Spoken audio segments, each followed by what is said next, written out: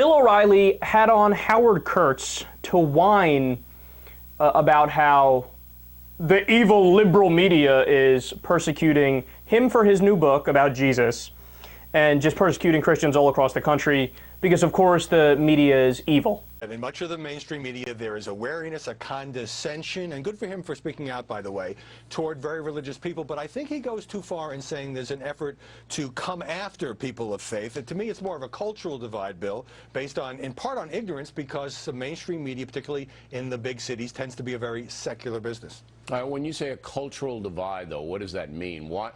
So you're a secular person living in Manhattan or Georgetown, D.C. or Malibu, California. So what? I mean, you're comfortable in your agnosticism or whatever it is you embrace. Why would you go try to demean somebody who believes? Well, I think that although many of the people in those cities may be, church-going Christians or synagogue-attending Jews, there aren't a lot of, for example, evangelical Christians in those ranks. And so they almost seem like an alien species at times. And so when you get televangelists or politicians who wear their religion on their sleeves who get into trouble, and there's not only an effort to pounce on that, but also maybe a lack of understanding of what they believe in their hearts. But there's got to be a reason why they do it. For example, the priest scandal in the Catholic Church was met with glee in much of the liberal press, and they used it as a hammer. Glee, it was a horrifying story. It may be a horrifying story, but don't you tell me you don't know how much they enjoyed printing the horror, because they celebrated it, and the columnists went wild. And I'll give you examples, I mean, all day long.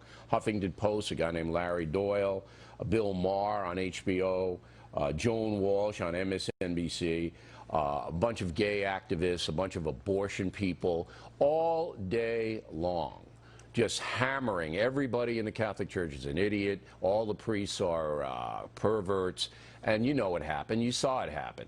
So, I mean... Well, I don't think that applies to the reporters at the Boston Globe who first broke that story. You were mentioning some liberal pundits. But here's another side to it. The History Channel runs this series this spring, The Bible. Record-breaking ratings, that's more than 10 million people. That's not the media. The folks have no problem with religion. Not the media. It's owned by NBC. Okay. The left is basically against religion because religion opposes things like gay marriage and abortion. That's what it's all about. All right.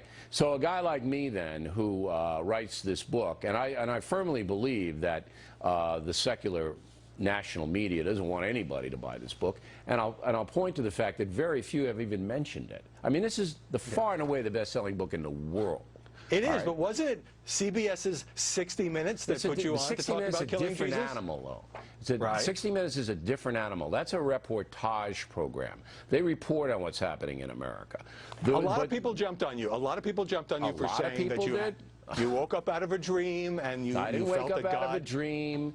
That's a look, okay, I simply put forth what every Christian believes, if he or she is a Christian, that inspiration comes from God, that there's an interactive God. And that was used, as you know, all right, yes, to attack I'm agreeing with you. There's nothing remarkable about that statement for a person of faith. It was used to attack you. My people don't like you. But at the same time, you love to take on your critics on this and helps you sell more books. Well, that's not my primary motivation for talking about what I did.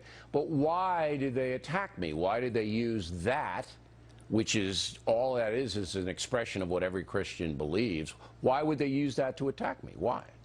You have a lot of detractors out there, Bill, who are happy to take anything that you say that's, quote, controversial, and I'm not saying this was controversial. Why use the religion thing? Why not just say it's a boring book, like somebody said, which is unbelievable, but they did. Why attack me on the religion end? Well, I think where you and I disagree is that... No, answer the question. Why attack me on the religion end?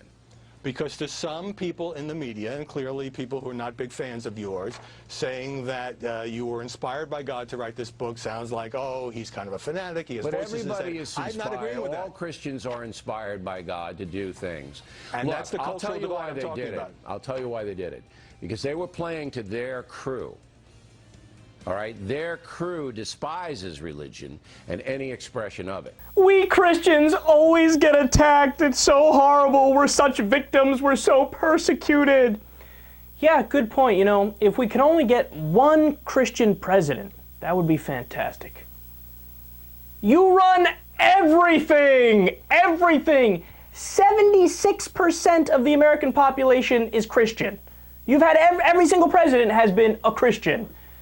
You're not a victim. You're not persecuted. You know who's actually persecuted? Agnostics and atheists. Now, why do I say that? It's not just my opinion. There are still laws on the books in some states that ban atheists and agnostics for running for office. Now, of course, those are illegitimate laws because the Constitution doesn't allow those laws to exist, but they're still on the books. They still exist in the state books. That is discrimination. He says, oh, the church pedophilia scandal was met with glee.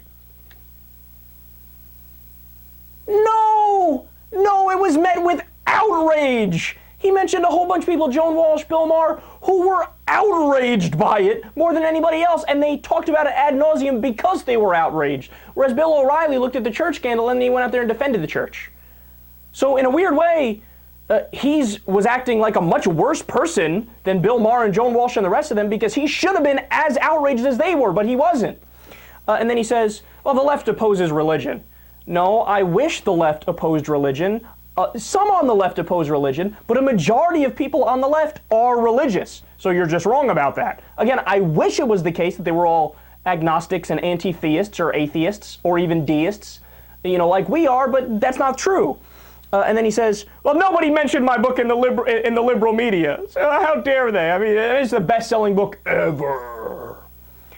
I mean, what do you want them to do? Like, what do you want? Every show on MSNBC, every show on CNN, in the middle of talking about, the crisis situation in Syria, the country about to default because of the debt ceiling, the wars in Iraq and Afghanistan. What do you want them to do? Oh, and by the way, side note, this book from Bill O'Reilly is fantastic. I recommend it for your book clubs. Oh my God, it made me feel so giddy and special inside.